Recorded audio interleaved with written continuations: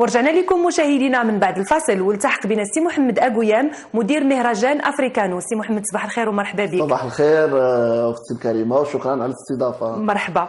وكذلك مشاهدينا التحق بنا الفنان التشكيلي الأمين زين العابدين. سي أمين صباح الخير ومرحبا بك. نور لله. مبروك. الله يبارك فيك. اكيد غتبقى معنا وغنبغيو نتعرفوا اكثر على اللوحات ديالك والتفاصيل الاخرى في الحياه الفنيه ديالك، ولكن قبل غادي نبقى مع السي محمد، واليوم غادي نتكلموا اكيد على المهرجان ديال افريكانو. واولا نبغيك تعطينا واحد الفكره على هذا المهرجان هذا. مهرجان افريكانو هو مهرجان انفتاح على الثقافات الافريقيه. هذه السنه كنحاولوا نهيئوا لتنظيم الدوره او النسخه الثالثه. هو مهرجان جاء الفكره ديالو الاوليه كيفاش بدات، يعني بناء على التوافد المهم ديال الافارقه جنوب الصحراء اللي ولاو نقدروا نقولوا مواطنين الان مغاربه، من بعد ما كان المغرب بلد ديال العبور، يعني كانوا كياخذوا المغرب، يعني كيجيو من جنوب الصحراء كيحاولوا انفتاح او لا يمشيو لاوروبا من اجل الشغل، من اجل العيش الكريم الى غير ذلك. الان مع مجموعه ديال الالتزامات المغربيه تجاه يعني المنتظم الدولي من جهه، ثم كاينه استراتيجيه وطنيه الهجره واللجوء اللي اعطت الحق لهاد المهاجرين جنوب الصحراء باش ياخذوا المغرب كبلد ديال الاستقرار، تسويه الوضعيه الاداريه، المجموعه ديال المبادرات التعليم الدارجه، التفكير في الابناء ديالهم الى غير ذلك. اذا الفكره ديالنا هي ان كيفاش ممكن ان الثقافه تكون واحد الاليه او واحد الرافعه للاندماج ديال هاد المهاجرين جنوب الصحراء في المجتمع ديالنا المغربي. مجموعه ديال الاحياء المغربيه الان ولاو ساكنين معنا هاد المهاجرين جنوب الصحراء، خاصه الافارقه منهم. الور يصعب التعايش معهم. اذا باش ممكن اننا ما نقولوش اننا عنصريين، اذا جات البادره ديال هذا المهرجان باش ممكن اننا نعرفوا المجتمع المغربي وخاصه الساكنه ديال مدينه المحمديه بمجموعه ديال الطقوس، الاهازيج، الالبسه، الاغاني، الرقصات الافريقيه كنعرفوها للساكنه ديال مدينه المحمديه ثم المجتمع المغربي باش لسهوله اندماج هاد الافارقه. اكيد، واكيد تقربونا اكثر وتقربوا المواطنين اكثر من الثقافات ديال هذوك الشعوب الافريقيه اللي حنا كننتميو لهذه المنطقه هذه. طبعا. وهذا هو اللي جميل انك تشوف في الوقت اللي تقدر تفرقنا مجموعه من المسائل، يقدر يفرقنا اللون، يقدر يفرقنا الحدود، ولكن الثقافه اليوم كتجمعنا وكنحاولوا اننا كنتبادلوا الثقافات ديالنا. كنظن حتى هما فاش غادي يجيو لبلادنا اللي كتولي هي واحد الموطن ديال الاستقرار ديالهم، ايضا كيكون هذا التعاون وهذا التعايش ما بينهم وما بين المغاربه. جميل. انا اللي غادي نبغي نعرف السي محمد أقويام اليوم هو البرنامج ديال مهرجان افريكانو. واش كاين مجموعه من الورشات؟ واش كاينين شنو هما البرامج اللي كتقدموهم لهاد الناس اللي كيجيو؟ ولا كنعرف ان حتى الزوار ما بقاوش غير المغاربه اللي كيجيو كيحضروا الفيستيفال افريكانو، ولكن كيجيو حتى هاد المهاجرين وكيحضروا بواحد الكثافه كبيره. عطينا البرنامج ديال هاد لي دوز اديسيون اللي دازوا، علاش لا هاد الدوره الثالثه ان شاء الله. الور الفكره كانت اولا اننا ننظموا مجموعه ديال الورشات ومجموعه ديال الانشطه في المهرجان ديالنا، خاصه اللي بدا في ما تم 2015 كانت النسخه الاولى ديالو، وبالتالي نظمنا معرض ديال المنتوجات التقليديه المغربيه مع الافريقيه. اذا اللي كيجي كياخذ منتوج مغربي وهذا، وهنا بان بان مجموعه ديال المنتجات كاين الجانب المشترك هي اللي شارت ليه الاخت حميده، يعني الجذور ديالنا الافريقيه مكون من المكونات ولا رافد من الروافد الثقافيه ديال المغربيه. الى جانب المعرض كنا نظمنا مجموعه ديال المسابقات اللي الشعار ديالها هو العيش المشترك، التسامح، كيفيه قبول بالاخر، وبالتالي خاصه مع الاطفال، مع خاصه لي جون طالون اللي كيكونوا يعني متمرسين في واحد الجانب مثلا ديال الكتابات، الجانب كذلك ديال الفن التشكيلي، ديال الصور الفوتوغرافيه. لكن تبين ان كاينه صعوبه ربما حتى في السيروره ديال تنظيم المهرجانات. صعيب انك تنظم واحد التظاهره خاصه فنيه اللي تكون كبيره اللي فيها بزاف ديال لي زاكسيون. الور فكرنا في الدوره الثانيه ان لاكسيون برينسيبال ديال فيستيفال افريكانو تخصص على الموسيقى والاهازيج والرقص، يعني لي زار دو لا سين، يعني اللي المجموعه ديال الفنون الابداعات اللي كتكون على الخشبه. بقيه الانشطه ديال الفنون التشكيليه ديال السينما كذلك الافريقيه الى غير ذلك وزعناها على طول السنه. جميل. وبالتالي ولا عندنا واحد البرنامج اللي هو سنوي ديال اللي كيهدف للتقبل ديال الاخر والعيش المشترك، خاصه تقبل الشخص الافريقي جنوب الصحراء في المجتمع المغربي، اللي موزع على طول السنه ماشي غير في واحد المده ديال ثلاث سنوات. هذا هذه هي الفكره. هذه السنه هذه كان المهرجان ديالنا يعني كيتنظم في واحد ليسباس اللي هو فيرمي، اللي هو مسرح ديال عبد الرحيم بوعبيد في مدينه المحمديه. نعم. اللي تقريبا الكاباسيتي داكوي ديالو واحد 1000 بيرسون يعني ديال البوبليك.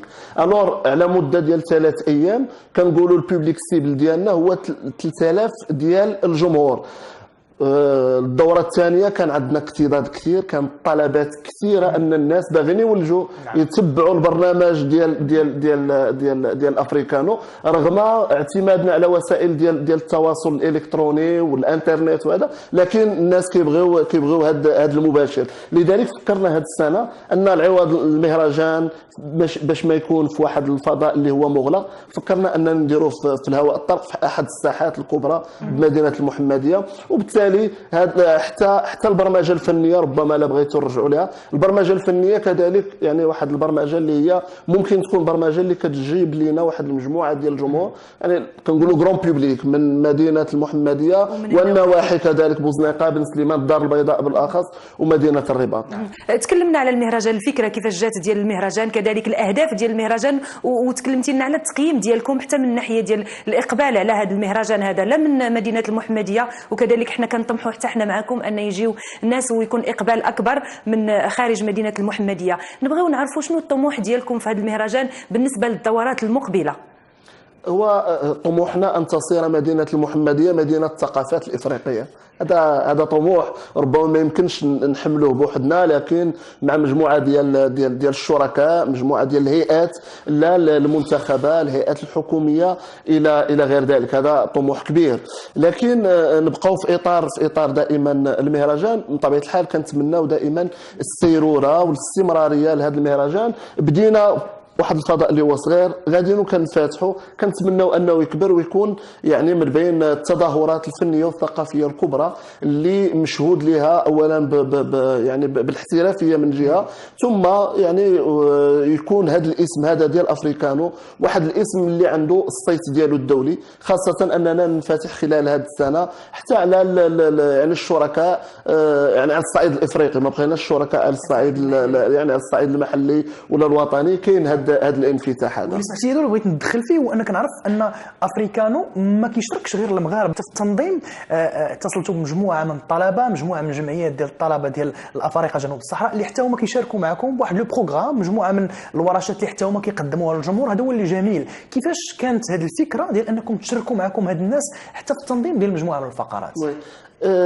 ربما كاين احد القولات ما كنستحضرهاش الان 100%، لكن الحاجه اللي كديرها من اجلي بدوني بحال كديرها لغيري. ربما غاندي ربما قال في يعني اصبحت احد الكلمات المأثوره. لذلك يعني باش ممكن اننا ننظموا برنامج افريقي بدون اشراك واخا نحن افارقه، ولكن دون اشراك الافارقه جنوب الصحراء ربما ما غيكون ليه حتى شي لذلك قررنا الانفتاح على مجموعه ديال الافارقه جنوب الصحراء القاطنين بالمحمديه، ثم انفتاح على الكونفدراليه ديال الطلبه الافارقه بمدينه المحمديه اللي بدا التعاون ديالهم من الدوره الثانيه. احنا كان النسخه الاولى كانت بوحدها، النسخه الثانيه بدا انفتاح، لحقاش يصعب التعامل ربما مع الافارقه جنوب الصحراء، خاصه في هذا الشق ديالو الفني التواصلي. كتكون الانتظارات كبيره، انتظارات ربما لكان دعم، لكان بعض المساعدات الانسانيه وكذا، ممكن يكون لكن في الجانب الثقافي الفني كتكون شويه ديال الصعوبه. لذلك قررنا ان نفتحوا على الطلبه اللي بدورهم كينفتحوا على هذه الساكنه. لا لاحظتوا حتى ربما الصور كنشوفهم كيتعرضوا الان، النصف ديال الجمهور ان لم نقل اكثر من ديال الجمهور كانوا من الافارقه جنوب الصحراء ومن اللي كيتبعوا البرنامج، وهذا شيء جميل. كذلك الصور الان مجموعه ديال الشركاء كتمنحهم دي تروفي يعني ديال الشراكات ديالهم كعربون ديال الشكر الى غير ذلك. واكيد هذه الطلبه كانت واحد القيمه مضافه للمهرجان ديالكم، وقدروا انهم يعني يجيو حتى هما بافكار اللي ممكن انتم تقدروا تاخذوها بعين الاعتبار. طبيعي. الثقافة إلى رجعنا غير المفهوم ديال الثقافة، أنا أؤمن بالمفهوم ديالها التايلوري اللي كيقول بأن الثقافة هو ذاك ربما ذاك الوعاء اللي كيتجمع فيه واللي معقد، اللي كيتجمع فيه مجموعة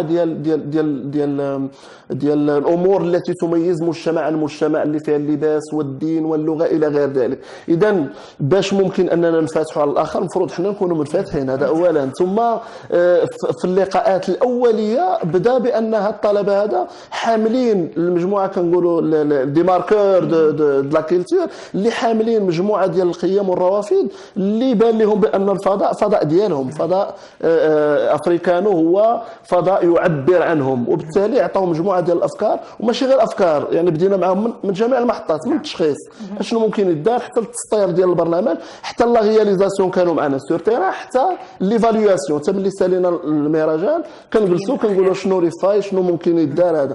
هذا على الشق الاول ديال الافارقه جنوب الصحراء. كان عندنا انفتاح كذلك على الجامعه خاصه كليه الاداب والعلوم الانسانيه بمدينه المحمديه، وخاصه الطلبه ديال لا سوسيولوجي اللي كانوا تنقلوا وبداو معنا المحطات ديال المهرجان منذ التنظيم ديالو، وكان لقاءات مع الفنانه، وكانت الجميل ان حتى الامتحان اللي كان لهم كان حول المهرجان افريكانو، وهذا جميل. انفتاح الجامعه والبحث الاكاديمي.